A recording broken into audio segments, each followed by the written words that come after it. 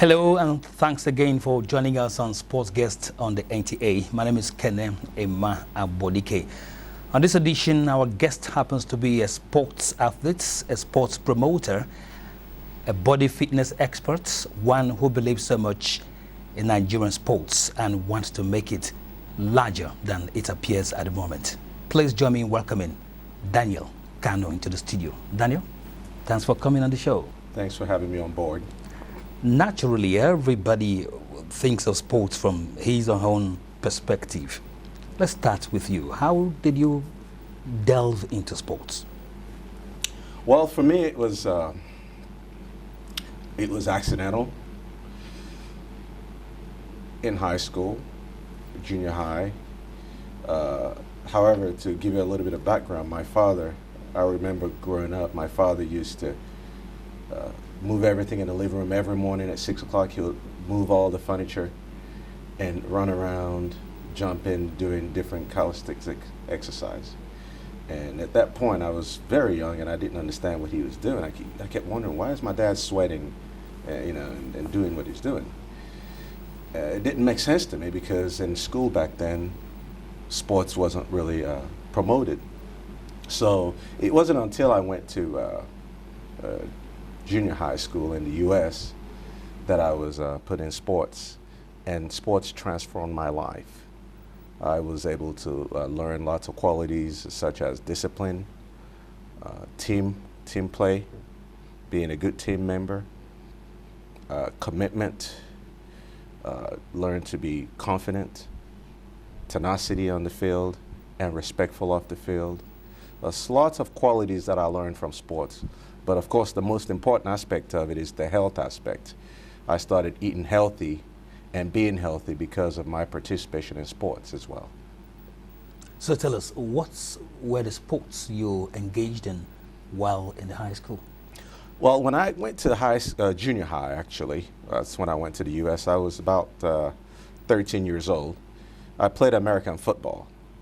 And as part of American football, of course, as part of every sport, we were required to participate in weightlifting. So gym sport was part of the basic foundation for any kind of athletic event that you wanted to participate in.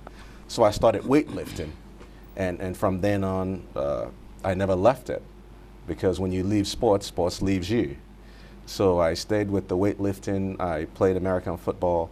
I also did high jump, believe it or not, for track and field, and I did shot put and tried a little bit of discus, but I didn't excel in that field. I also played a little bit of basketball. So as an athlete, anything that I could get my hands on, everything that I could participate in, I enjoyed doing. And it would appear there was a synergy between sports and education for people like you in those days. Yes, well, to give you a little bit of background on that, initially I went to Federal Government College Okigwe. And while I was there, I would be what you would consider an average student. I didn't really participate in the class activity. I was more into the social events. And, again, sports wasn't really encouraged. We didn't have gym and all the necessary facilities that you need to develop in sports. So we all had to find other social activities to engage during our off time. So I would be considered what you consider a bad kid or average kid on the street, until I was taken away from that environment and placed in an environment that had structure. And that structure was sports. We needed to be at our training at a certain time on the field, and time also designated for weightlifting. So all these things played a role. And however, the system in the US then, and still is, was that you have to pass your class by a minimum 70%. If you don't have 70 and above, that's a fail. So 50 wasn't an option because they had a rule called no pass, no play. So you can practice with the team, you can be with the team, but if you don't pass all your classes by a minimum 70%, you can't participate in the games. And we all, of course, practice to play in the games. So I caught myself having to study harder so I could pass my classes so I'd be able to participate during the weekend games that were televised. So that motivated me to get my education.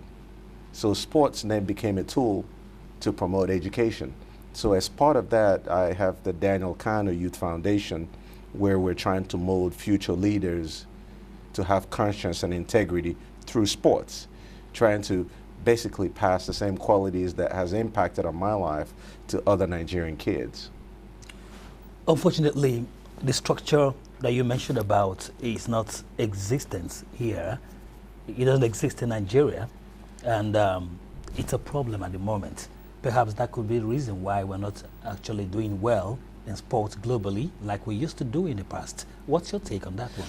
Well, certainly. That's a huge challenge, and that's one of the reasons why I decided that I'm going to be here and I'm going to play a role to try to see how we can change the narrative. At the moment, I believe we have a lot of leaders that don't understand the implications of not engaging the youths in positive activities. The youths are seen more of a tool to be used during election time as opposed to tools to be developed for the development purpose of the country. So definitely we're lagging behind.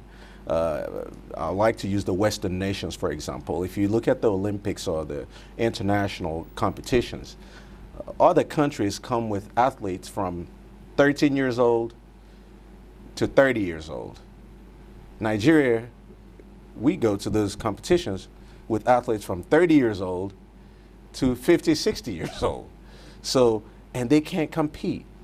You know, that's why we end up not getting any medals or placing in international competitions, because our athletes aren't prepared anymore. They're a bit too old for such competitive level, not too old to work out, because you got to work out for the rest of your life. As long as you eat and you breathe, the gym should be your next place. And it will also appear that parents are also playing a negative role in developing sports. Because I say so, when I look at what is obtainable in the Western world, Yes. you know, mainly you see parents trying to encourage their kids, and that's because the structure is there. So would there be a role for parents down here, you know, to play, to see that their children, you know, take to sports at early stage, even when the schools no longer have facilities? Well, you know, the most important developmental stage of a kid's life is from the house, and it's from a very young age before they start school. I think that a lot of parents fail in that area because we leave the raising of our kids to schools. As a matter of fact, a lot of parents leave the upbringing of their kids to their maid. And a lot of times the maids are not even prepared themselves to raise kids. And, you know, so we fail in that area. So yes, the home is where it starts with. And I have a 5-year-old, and my 5-year-old from 3 years ago, he was already in sports. At 2 years old, he was in little league sports playing soccer with kids his age. So from 2-3 years old, kids should already be involved in structured events, because that's when you develop the structure. At 5-6 years old, they've already developed their personalities. So it's a bit difficult to try to change them at older age. So, and at that 5-year-old point, you can't leave it to the teachers or the schools. So we as parents have to play a role in encouraging our kids to participate in sports. We are the foundation. The home is the foundation of everything. And as a society, we're failing because the families are failing. It's the failure of the family that is showing in society itself. And people are saying, well, society is failing. It's not society that's failing. It's the family that's failing, where we fail to give the kids the necessary tools in the family to go out and interact and function in the world. How can they function in the world without those necessary tools? You know, so again, sports is an area that kids should be encouraged to participate. Parents should encourage their kids because it has a lot of positive qualities that can come into their life, impact on their lives through sports. Again, discipline, fair play, rules, to be obedient. Because as an athlete, you can't be disobedient to your coach. You follow rules on the soccer field or on the football field or whatever sport that you participate in. So those qualities are what kids need at a very early age. And if you can impact those qualities on them at that age, of 5, 6, 7, 8, 9, 10 years old, then it's easier to manage them when they go into secondary school and university and when they come into society in general. Okay, so it is a family that's failing, not really society itself that's failing.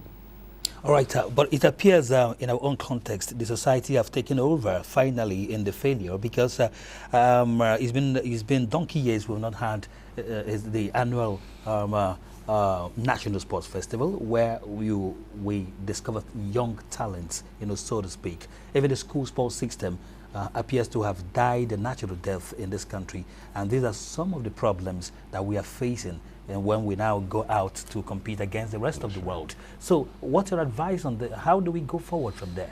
Well, we have to go back to basic. First, I'm happy we're talking about it because when you talk about a problem, when you talk about a challenge, you begin to seek for solution. And when you get solution, that's when we excel as a nation. So what we need to do is go back to the schools, go back and have networks such as a wonderful network as NTA, promote sports in schools. Because when kids know that when they get involved in an activity, that they're going to be seen by the world, they're motivated. There has to be some kind of incentive. And this is what the Western world uses. There are incentives. There they have Pee Wee championships, they have Little League championships that are shown to the world.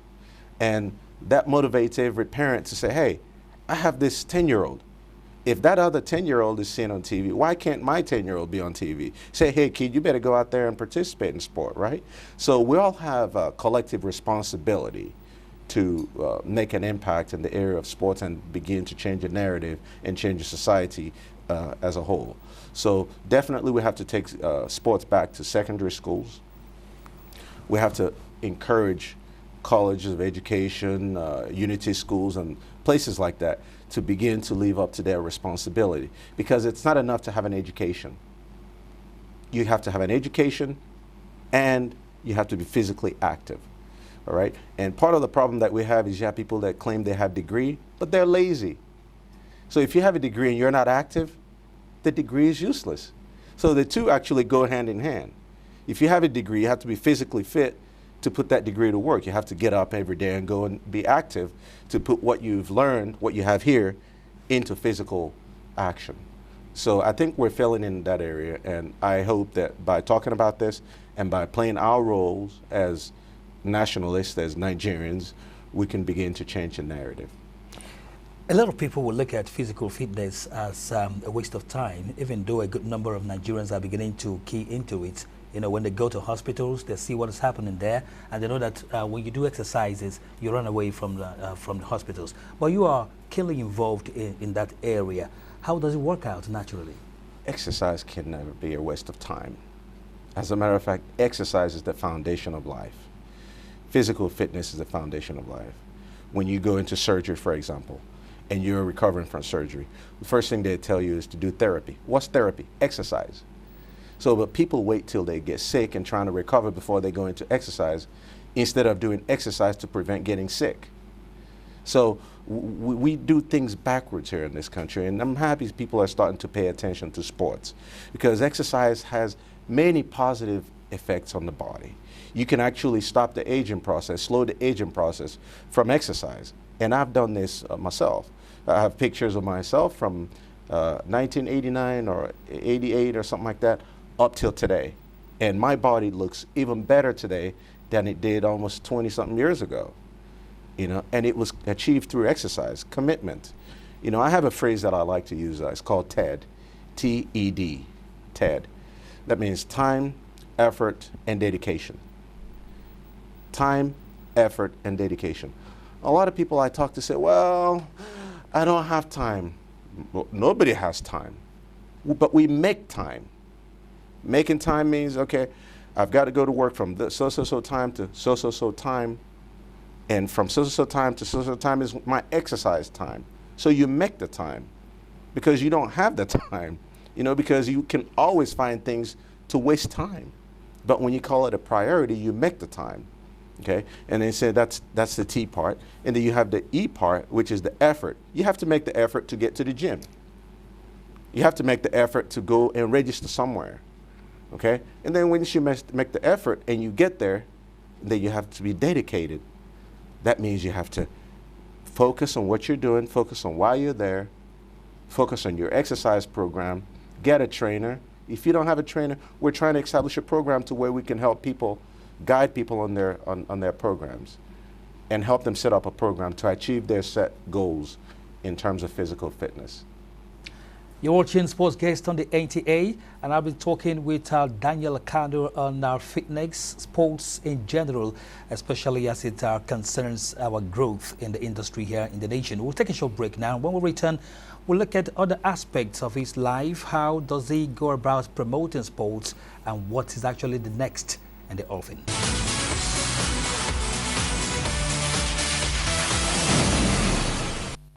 Welcome back to Sports Guest on the NTA. My guest is still very much around here, Daniel Kanu, fitness expert, sports personality, and promoter. Daniel, we've talked about your early sojourn into sports and what you've been doing up to now to ensure that Nigerians, come alive to fitness and the rest of them. We have a lot of kids, youngsters around who need avenues to, exercise themselves and showcase their talents. You've been into sports promotion for quite a while now. How has that been for you, and what exactly are you doing now to sustain it? Well, I ventured into sports promotion here in Abuja, FCT. I sponsor the FCT Football League under the Daniel Kanu Youth Foundation banner. And that was highly, highly fulfilling because we were able to impact on kids. We supported various teams to compete, and we engaged the kids in positive activity. It was highly fulfilling. But besides that, the foundation also goes from school to school, promoting education, promoting sports, making donations, and through equipment and various material that kids need in school to both stay in school as well as participate in sports. You would agree with me too that even when we get up to as high as the university level, we appear to have some kind of lacuna or vacuum in sports. Equipment is part of the problem. Can we address that? Oh, certainly, certainly. The interesting thing is that when it comes to sports, like I said earlier, the basic foundation for all sport is weightlifting. And it doesn't take very much to get those equipment. In terms of, you could get a bucket of paint, fill it with concrete, and use it for a dumbbell. You can make different weightlifting equipment from local material. So part of what I have in mind is to set up a factory to produce gym equipment in Nigeria. As a matter of fact, I had done some samples that we currently use, some benches and some other tools that we use for weightlifting. So, but definitely there is a huge vacuum in terms of equipment at both secondary and university levels. And this issue has to be addressed. It has to be addressed because if the kids don't have it, they can't use it. And that's how we can transform this country, is through sports. Our leaders got to take it serious, but then in some instances I really can't blame them because you can't give what you don't have. Some of them don't have that exposure. And if you don't have that exposure, and when someone's talking about sports, you're like, oh, that's a play, you're just playing. No, it's not playing, it's your health. A healthy country is a happy country and a more productive country. A healthy country is not a sick nation, And a lot of people go to hospital today, high blood pressure, because of lack of sports. And many other medical challenges that people have is because of lack of exercise, basic exercise. I see young ladies in Nigeria, 18, 19, 20 years old, and they already have a tummy, and they don't have kids. There is no reason for that. It's because of lack of education in the classroom, lack of education in the home. Kids don't know when to eat. They eat late at night, they eat the wrong stuff. At the end of the day, when they go to exercise, they come out of their exercise and they eat the wrong things at the wrong time.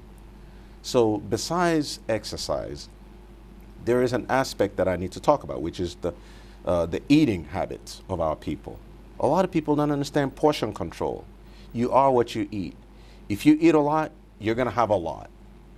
If you eat reasonable, you're going to be reasonable, right? So we grew up in this culture where if they don't give you a lot of food, you're not loved. No, actually, if you give me a lot of food, you hate me. That's the way I see things.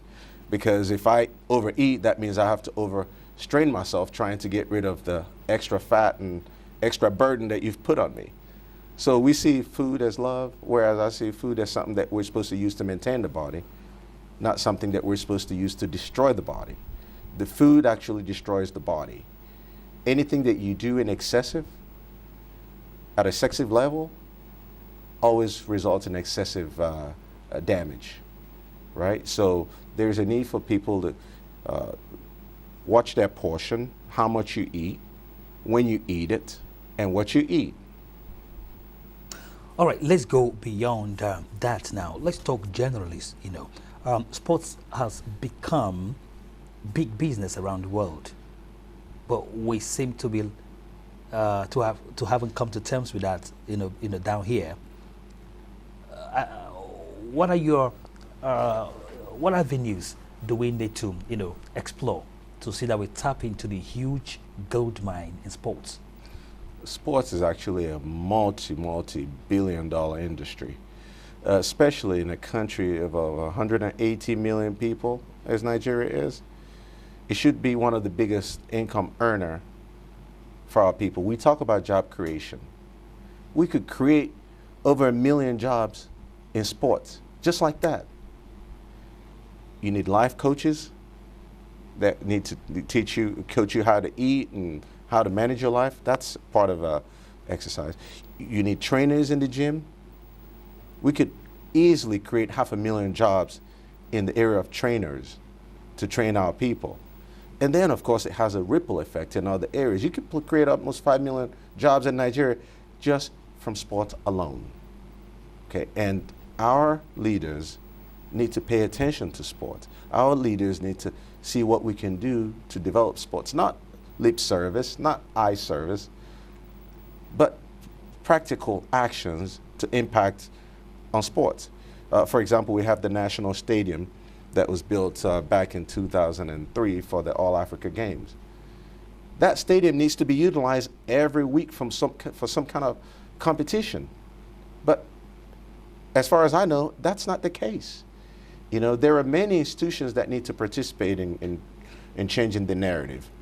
I believe the schools can do this through PTAs. PTAs need to get involved. There is no one in this world that doesn't need sports.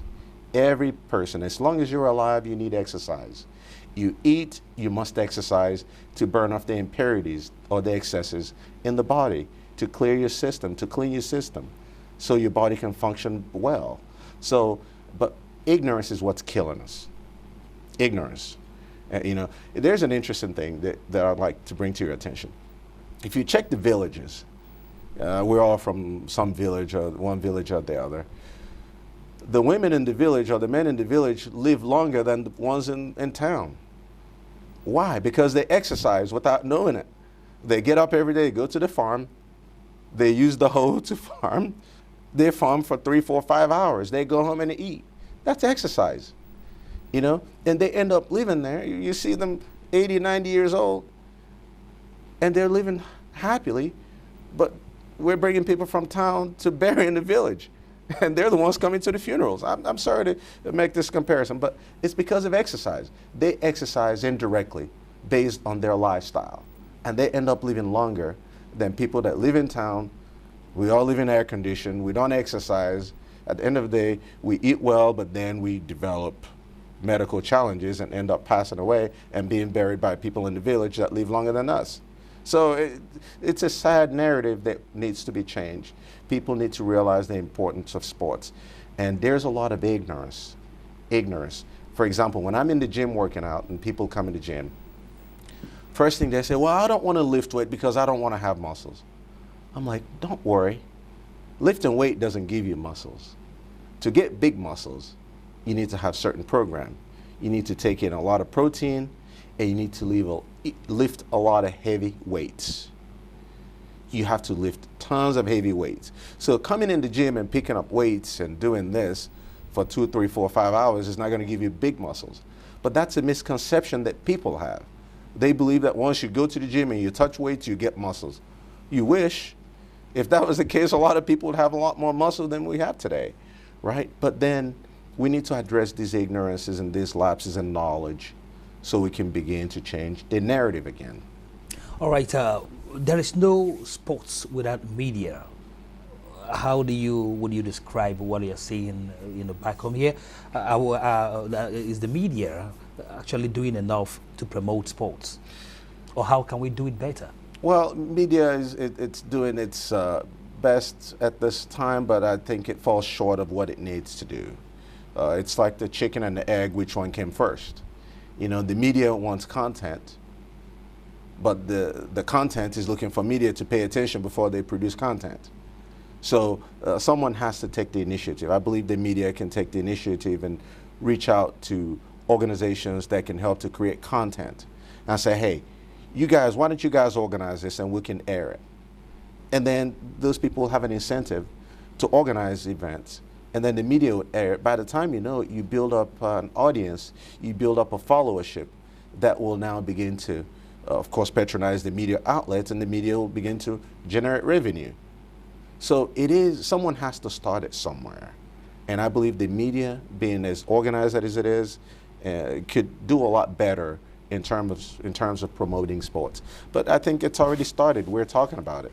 Yeah, actually. Yes, NTA Sports Channel. You guys, we're talking about it. But we need more local content. We are lacking in local content because I've seen some other so-called local sports channels, and they all have foreign content. We need to promote our own content. We need to promote our people. But you guys are doing a good job, and I hope that you continue to move in that direction at NTA. What are the plans now, finally, in continuation of what you've always done for sports? What are you doing right now? Okay, at the moment, I have a warehouse with about $5 million worth of equipment that I intend to put out to different schools. I'm looking for partners. I'm looking for schools to partner with. I made effort in the past to partner with Unity Schools, but the bureaucracy was just killing. I mean, you can't imagine that you would invest your money, you'd want to bring equipment to partner with someone. All they have to do is provide a space for you to set it up for their kids to use, and you're caught up in bureaucracy for years. So it's a sad story. This country is a sad situation, and we have to change it. We can't run away from it. That's why I'm still here. Some people are thinking, oh, you're going to leave. It's you're American or you're this. No, I'm not leaving. We're going to work it out here. And if we don't get it done, our children will get it done, because I've prepared my kids to make sure that we continue to fight this battle to change things in this country. So yes, I'm involved in trying to set up gyms. I do have Instagram page account where I post videos of my workout. It's called Daniel Kanu and Friends. So I go in there and I work out with people, and I post it on Instagram to try to motivate people. I like to encourage people. I derive joy from seeing people achieve their physical fitness goal. So that's part of what I'm going to keep doing, is try to change the narrative one person at a time. All right, I want to thank you indeed for coming on this show. It's been lovely hosting you on Sports Guest. Thank you. Thanks for having me. Wish you good luck. Thank you. You have so much ideas, and the viewer is actually happy because not many believe Nigerians still have this kind of passion. Apart from going to win medals at competitions, not many believe there are people who really want to encourage others, to live healthy and then take to sports even at that tender age. Thanks once again for coming on the show. Thank you. I appreciate you having me. Wish you good luck. Thank you. Well, I've been talking with Daniel Kanu, a sports promoter, sports athlete, fitness trainer, and expert. And for your information, something great will be coming from the stable of the NTA Sports 24 in partnership with Daniel Kanu himself, and that will be Fitness Revolution. It will soon hit the airwaves very soon, where people will get to learn how to take care of their bodies, how to be physically fit, and then of course learn other aspects of sporting activities, which is the reason why we continue to do what we do on Sports Guest. Thanks indeed for watching this edition. My name is Kanu Abodike. Let's do it again some other time. Bye-bye.